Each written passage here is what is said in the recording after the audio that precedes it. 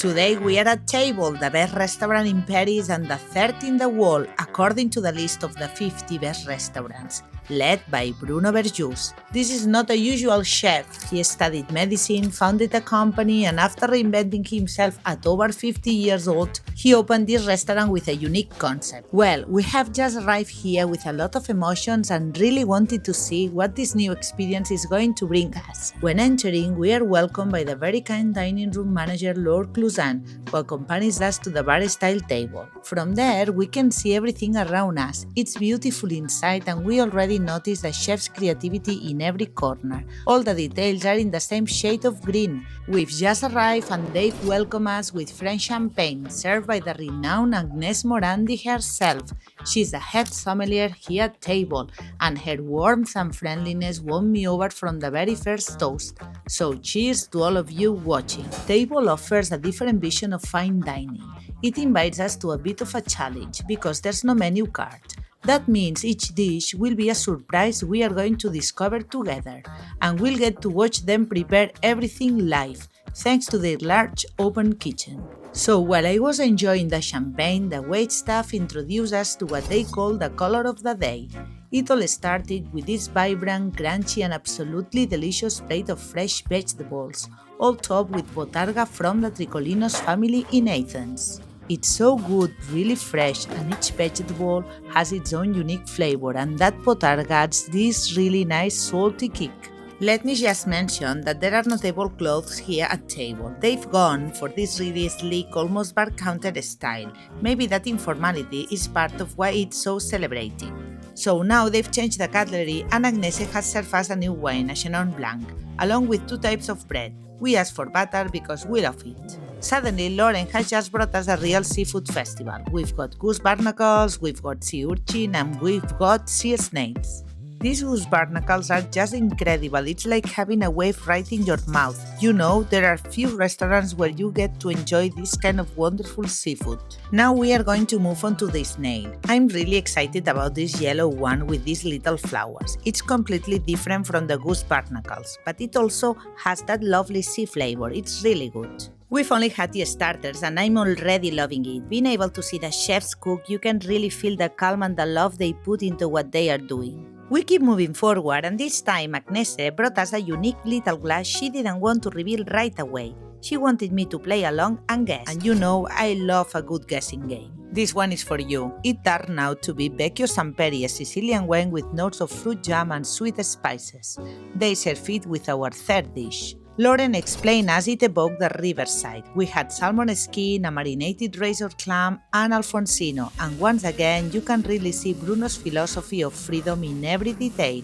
And on top of that, with each course they bring us 2 or 3 little plates, and it becomes this really interesting, delightful experience, which we absolutely enjoy because you can just take a little piece from here, mix it with a bite from there, and for the last one we'll use a spoon, a bit more comfortable. Table is full of nuances and it's just wonderful. I still have no idea how much this meal is going to cost me, but what a marvelous restaurant.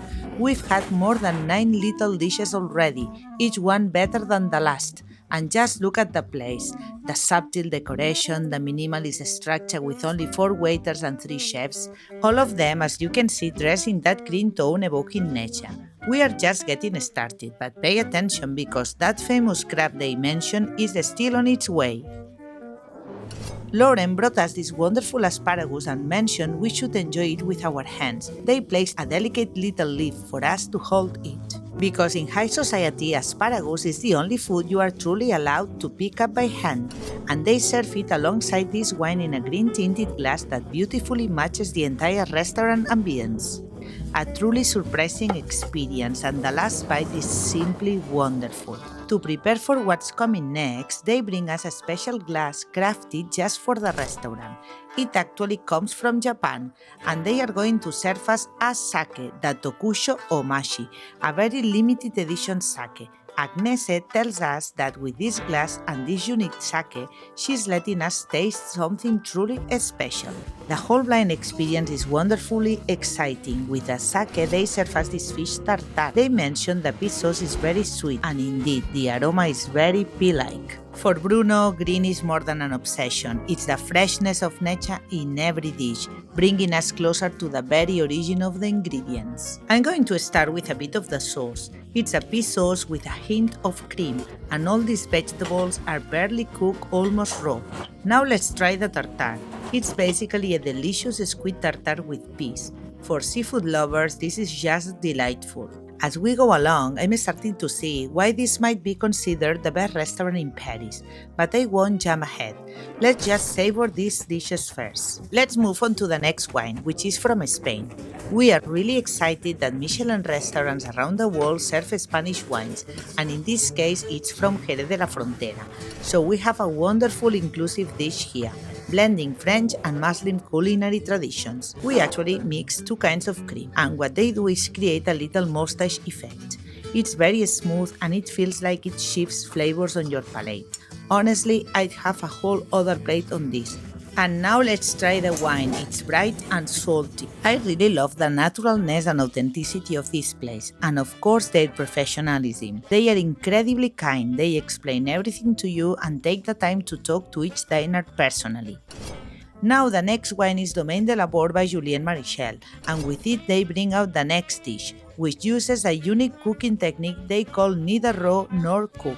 Lauren told us we need to eat it right away before it cools down.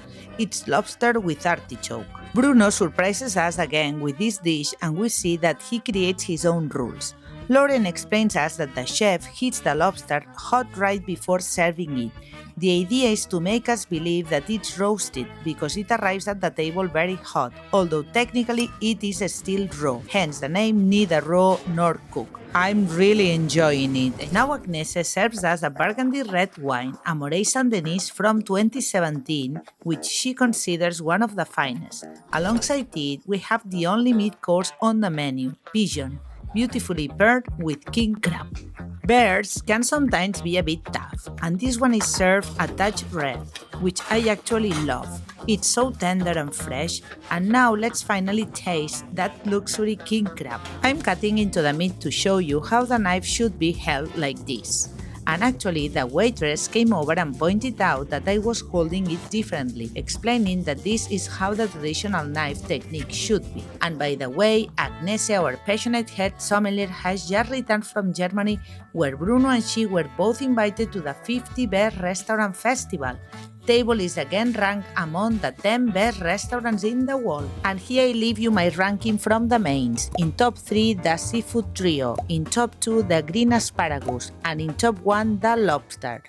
You know that we like cheeses, so we are going to share the extra cheese course, and to accompany them, they have brought us a different pairing.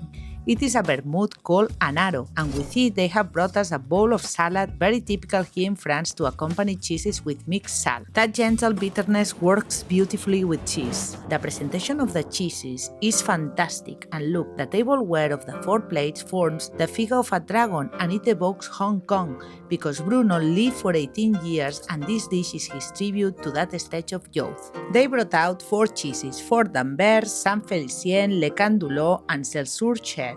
It felt like a little journey through France. The blue one was very mild, almost comforting. Then they served a small salad, already dressed, with light vinegar and oil. It was perfect after the cheese, fresh, clean and calming. Next came a cheese that reminded me of an old breed, deeper, richer, more intense, and as we kept tasting, the textures kept changing. One was creamier and another moved from cow's milk to sheep and goat. And the last cheese, out of the 4, that was my favorite. I leave my top on screen. And now we will move on to the desserts. The first dessert they serve us with a wine called Vin d'Automne 2010, a really singular sweet white, concentrated and luscious, ideal for this dessert. They bring a hibiscus profiterole. It looks wonderful. But first we start with the wine. Its color is like a muscat, intensely aromatic, it's fantastic. Now I'm trying the praline cream. It looks very sweet and exquisite. I add a little of the sauce and everything just melts together. It goes down so smoothly, it's light, it's icy cold, and it feels so refreshing. After the hibiscus profiterole, we get ready for the perfumes in the mouth, as they call them here. We start with Chef Bruno's signature, half a tartlet that combines an intense Peruvian chocolate and is infused with Italian capers from Linosa, and on top Ocetra caviar, which we already discovered at the restaurant Aleya in Barcelona. And they serve it to us with a madeleine filled with black olive jam, and they finish it by pouring a little stream of oil from Greece. The presentation of all the dishes is wonderful, the type of porcelain and presentation. Finally, Bruno couldn't end any other way. He brings us a traditional French dessert, a Clafoutis his way, covered with strawberries, peas, pistachios, bathed with a thin caramel.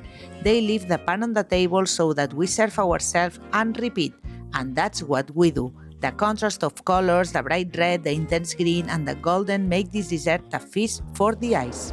To accompany this parade of desserts, Agnese let us taste a new wine, where the main protagonist is the glass, a Baccarat from 1916, pure hand-cut crystal that concentrates and elevates the aroma of the wine. And it brings us to a Grenache Noir, whose name evokes the personality of our chef, Rebel. To finish all these delicacies, we ordered the coffees. They brought this wonderful porcelain pitcher for the milk. Honestly, we miss the petits fours, but we are clear that Bruno, as a good artist, does not follow the established rules. They have just revealed the price of this wonderful blind experience. It has gone up to a total of 1,020 euros. Each menu has cost 480 euro per person, and the pairing for one person 300 euros. They invited us to the cheeses, to the waters, and to the coffees. It's more expensive than I'm used to. I'm going to give you a final conclusion where I will tell you if it's worth it or not. Bruno is not only a chef, he's an artist and a thinker who finds in freedom and rebellion the engine of his cuisine. At table, each dish and each glass demands full attention.